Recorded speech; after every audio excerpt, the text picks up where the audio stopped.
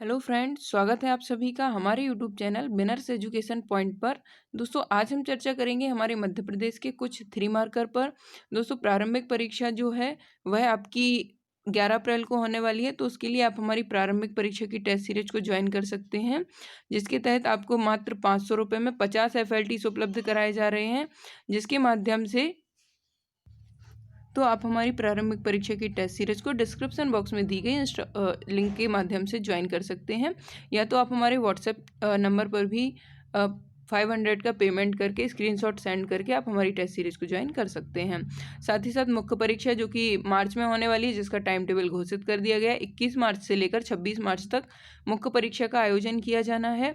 तो मुख्य परीक्षा के लिए भी आपको अब 3 नंबर में 3 फैक्ट ही लिखने पड़ेंगे, तो आप उसी प्रकार से अपनी तैयारी को सुनिश्चित कीजिए। आज हम आपको जो मुख्य परीक्षा की नई आंसर शीट आई है उसके बारे में भी बताएंगे, लेकिन उसके पहले हम कुछ अपने 3 मार्कर पर चर्चा कर लें। उसके पहले आप हमारी मुख्य परीक्षा के नोट्स भी परचेस कर सकते हैं। मुख्य परीक्षा के नोट्स परचेस करने के लिए आपको डिस्क्रिप्शन बॉक्स में इंस्टा मोजो की लिंक दी गई है, आप इंस्टा मोजो की लिंक के माध्यम से हमारे नोट्स परचेस कर सकते हैं। हमारा जो पहला 3 मार्कर है वह है रानी अवंतीबाई। तो मध्य प्रदेश के मंडला के रामगढ़ गांव की रानी अवंतीबाई ने अंग्रेजों की सेना से लोहा लिया और परास्त किया। अंग्रेज अधिकारी वार्डन से रानी ने सामना किया। रानी ने अंग्रेजों के प्रभाव से मंडला को मुक्त कराया और स्वतंत्रता संग्राम सेनानी थी। तो रानी अवंतीबाई के विषय में आप यहाँ पर कोई भी 3 फैक्ट लिख सकते हैं कि यह मंडला के रामगढ़ की रानी थी, अंग्रेज अधिकारी कैप्टन वार्डन से इनने मुकाबला किया और अंग्रेजों के प्रभाव से मंडला को मुक्त कराया, और यह एक स्वतंत्र संग्राम सेनानी थी। आप इसको यहाँ पर ऊपर भी लिख सकते हैं। इसके पश्चात है मध्य प्रदेश की प्रमुख बोलियां। तो मध्य प्रदेश की प्रमुख बोलियों के अंतर्गत मध्य प्रदेश में मालवा क्षेत्र में मालवी बोली जाती है, बुंदेलखंड क्षेत्र में बुंदेली बोली जाती है, बघेलखंड क्षेत्र में बघेली बोली जाती है, निमाड़ वाला जो क्षेत्र है खरगोन खंडवा का, वहाँ पर निमाड़ी बोली जाती है। ब्रजभाषा का प्रचलन उत्तर मध्य प्रदेश में है, अर्थात जिसे मध्य भारत का पठार कहते हैं। तो वहाँ पर भिंड मुरैना वाला जो बेल्ट है उसमें ब्रजभाषा बोली जाती है। गोंडी और भीली ये जो प्रमुख 2 भाषाएं हैं या बोलियां हैं, यह आदिवासियों से संबंधित हैं। भील जनजाति के द्वारा भीली भाषा प्रयुक्त की जाती है बोलचाल के लिए, और गोंडी जनजाति द्वारा गोंडी बोली को प्रचलन किया जाता है। तो इस प्रकार से मालवी, बुंदेलखंडी, बघेलखंडी, निमाड़ी, ब्रजभाषा, गोंडी और भीली ये प्रमुख बोलियां हैं। इसके पश्चात है मांडू के प्रमुख दर्शनीय स्थल। तो मांडू में दिल्ली दरवाजा, रामगोपाल दरवाजा, तारापुर दरवाजा, जहांगीर दरवाजा, रिवाजा दरवाजा एवं प्रमुख महलों में हिंडोला महल, रेवा कुंड, जहाज महल, रानी रूपमती का महल और असरफी महल ये प्रमुख दर्शनीय स्थल हैं। तो मांडू में क्या क्या है, तो यहाँ पर दिल्ली दरवाजा, रामगोपाल दरवाजा, तारापुर दरवाजा, जहांगीर दरवाजा, रिवाजा दरवाजा आदि प्रमुख हैं। इसके साथ साथ ही महलों के अंतर्गत यदि हम देखें तो हिंडोला महल, जहाज महल, रेवा कुंड, रानी रूपमती महल और असरफी महल ये प्रमुख महल हैं। रेवा कुंड एक छोटा सा पॉन्ड टाइप में है, अर्थात यह एक छोटा सा तालाब है या कुआं इसे हम कह सकते हैं। तो इससे जो है वह रानी रूपमती महल के लिए जलापूर्ति की जाती है। तो इस प्रकार से हिंडोला महल, जहाज महल, रानी रूपमती महल और असरफी महल मांडू के प्रमुख दर्शनीय स्थल हैं। साथ ही साथ यहाँ पर हमें दिल्ली दरवाजा, रामगोपाल दरवाजा, तारापुर दरवाजा, जहांगीर दरवाजा आदि प्रमुख पर्यटन स्थल को हम मांडू में देख सकते हैं। इसके पश्चात है मध्य प्रदेश हिंदी ग्रंथ अकादमी। तो मध्य प्रदेश हिंदी ग्रंथ अकादमी की स्थापना इसकी हुई थी 1969 में, अर्थात 1969 में हिंदी ग्रंथ अकादमी की स्थापना की गई थी। यह संस्था जो है वह विश्वविद्यालयीन पाठ्यक्रम एवं संदर्भों का प्रकाशन करती है। यह अकादमी भारतीय भाषाओं की उत्कृष्ट पुस्तकों का अनुवाद भी करती है। तो इस प्रकार से यह हिंदी ग्रंथ अकादमी में हमने यहाँ पर कुछ पॉइंट लिखे कि सबसे पहले हमने इसकी स्थापना बता दी कि 1969 में इसकी स्थापना की गई थी। यह संस्था विश्वविद्यालयीन पाठ्यक्रमों के संदर्भ में ग्रंथों का प्रकाशन करती है, और यह अकादमी भारतीय भाषाओं की उत्कृष्ट पुस्तकों का हिंदी में अनुवाद भी करती है। तो इस प्रकार से मध्य प्रदेश हिंदी ग्रंथ अकादमी की हमने यहाँ पर चर्चा की। इसके पश्चात पिथौरा भित्ति चित्र, यह बहुत महत्वपूर्ण है दोस्तों मुख्य परीक्षा की दृष्टि से। तो मध्य प्रदेश के झाबुआ, अलीराजपुर, राजस्थान और गुजरात में पिथौरा भित्ति चित्र का प्रचलन है।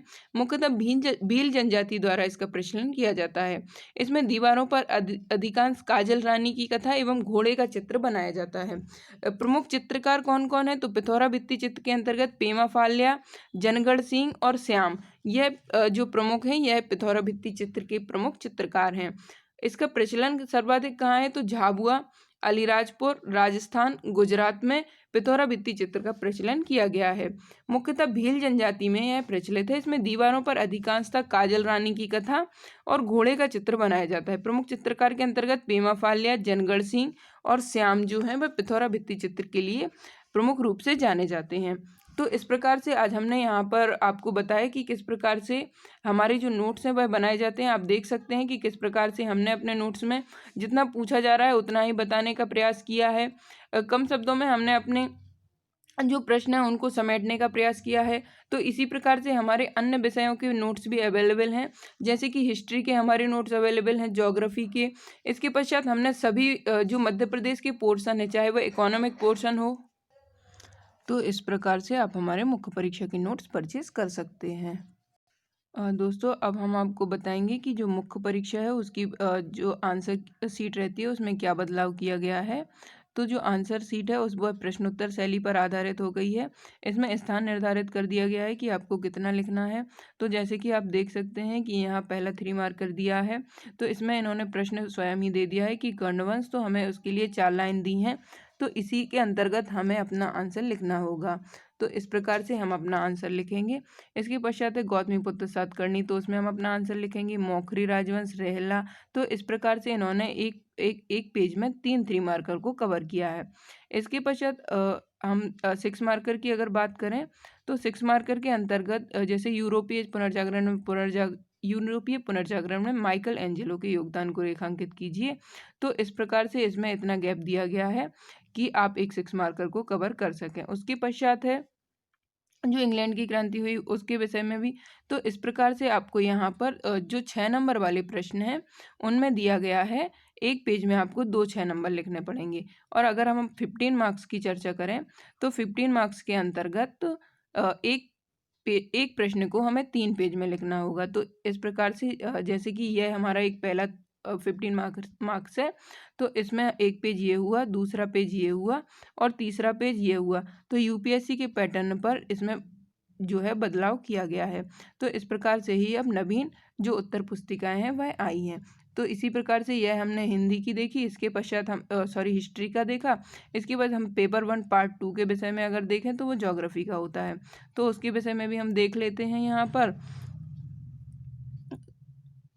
जैसे कि ये सेक्शन बी अर्थात खंडवा, पेपर 1 सेक्शन बी। तो विंध्याचल पर्वत किन पर्वतों का समूह है? तो इसमें भी आपको स्थान दिया गया है।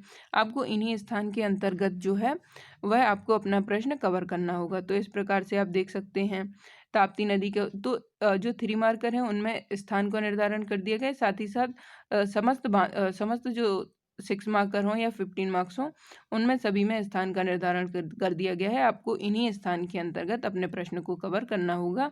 तो दोस्तों यह बहुत ही चुनौतीपूर्ण होने वाला है कि आप किस प्रकार से अपना जो है स्पेस मेंटेन करते हैं, क्योंकि अभी तक हमें जो कॉपियां दी जाती थी हम उनमें 6 मार्क्स को एक पेज में ही लिखते थे, लेकिन अब हमें 6 मार्क्स को 2 6 मार्क्स को एक पेज में लिखना पड़ेगा। और दोस्तों इसमें प्रेजेंटेशन वगैरह का भी ऐसा कोई वो नहीं है, क्योंकि स्पेस ही बहुत कम है, तो हम प्रेजेंटेशन का कैसे प्रयोग करेंगे। तो इस प्रकार से भी आपको यहाँ पर ध्यान देना पड़ेगा। और साथ ही साथ मैप वगैरह को भी आपको, जैसे ज्योग्राफी में हम मैप बनाते हैं तो पहले हमारे पास बहुत सारा स्पेस होता था पुरानी कॉपीज़ के अंतर्गत, तो इसमें हमारे पास स्पेस कम होगा, तो हमें मैप की साइज छोटी करनी पड़ेगी। जैसे कि मध्य प्रदेश की मिट्टियाँ का अगर हम मैप बनाते हैं तो हमें बहुत ही छोटा मैप यहाँ पर साइड में ही बनाना पड़ेगा, बहुत ही छोटा सा मैप एमपी का बनाना पड़ेगा। और हमें इन सब मिट्टियों की विशेषताएं लिखनी पड़ेंगी कि कहाँ कौन सी मिट्टी पाई जाती है। तो इस प्रकार से आपको यह हमने कॉपी दिखाई। आपको हमारा यह सेशन कैसा लगा आप हमें कमेंट सेक्शन में ज़रूर बताइए। इसके साथ साथ ही अगर आप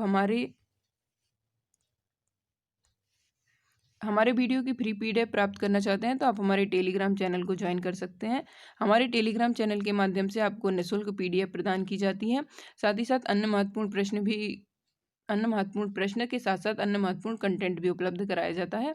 जैसे कि प्रारंभिक परीक्षा को दृष्टि में रखते हुए हमारे चैनल के माध्यम से क्विज का आयोजन प्रतिदिन कराया जाता है। तो क्विज के माध्यम से आप अपने प्रारंभिक परीक्षा की तैयारी, साथ ही साथ जो भी आप वनडे एग्जाम्स की तैयारी कर रहे हो, जैसे रेलवे हुआ, एनटीपीसी या एसएससी, व्यापम की जो भी परीक्षाएं वनडे एग्जाम के तहत संचालित होती हैं, तो उनकी भी आप तैयारी को सुदृढ़ कर सकते हैं और अपनी तैयारी का मूल्यांकन कर सकते हैं। तो आप अगर प्रारंभिक परीक्षा 2020 या 21 की तैयारी कर रहे हैं, तो आप हमारी प्रारंभिक परीक्षा की टेस्ट सीरीज ज्वाइन कर सकते हैं। इसके साथ साथ ही अगर आप 2019 की मुख्य परीक्षा या 2020 की मुख्य परीक्षा की तैयारी कर रहे हैं, तो आप हमारे मुख्य परीक्षा के नोट्स परचेज कर सकते हैं। डिस्क्रिप्शन बॉक्स में आपको हमारे नोट्स परचेज करने की लिंक दी गई है। साथ ही साथ आपको हमारी टेस्ट सीरीज ज्वाइन करने की भी लिंक दी गई है। तो आप हमारी टेस्ट सीरीज को लिंक ज्वाइन कर सकते हैं। धन्यवाद दोस्तों, मिलते हैं अगले वीडियो में कुछ महत्वपूर्ण टॉपिक के साथ।